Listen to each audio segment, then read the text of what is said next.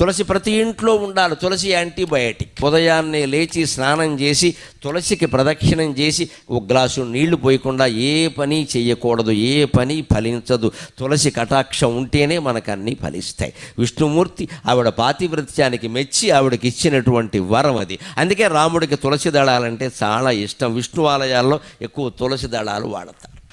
విష్ణుమూర్తికి అలంకారాలు బాగా ఇష్టం. అందుకని మల్లె పూలదండ, చామంతి పూలదండ, బంతి పూలదండ, గులాబీ పూలదండ, నీ ఇష్టం వచ్చిన పూలదండలన్నీ పట్టుకొచ్చి విగ్రహం మీద బారేస్తే వచ్చే ఇబ్బంది ఏమిటో తెలుసా? విగ్రహంలో పురుగులు చేరతాయి. విగ్రహంలో పురుగులు చేరతాయి. పువ్వుల్లో పురుగులు ఉంటాయి కదా, విగ్రహంలో పురుగులు చేరతాయి. ఆ చేరినటువంటి పురుగులు విగ్రహానికి హాని చేస్తే అక్కడే చనిపోతాయి, అక్కడే కుళ్ళిపోతాయి, రకరకాలుగా అవుతాయి. ఆ విగ్రహానికి పట్టిన మురికి మొత్తం పోవాలి అంటే విష్ణుమూర్తి ఆలయాల్లో తులసిమాల తప్పకుండా వెయ్యాలి. అది శాస్త్రీయమైన ఆచారం. హిందూ దేవాలయాల్లో పాటించే ప్రతి ఆచారం శాస్త్రీయం.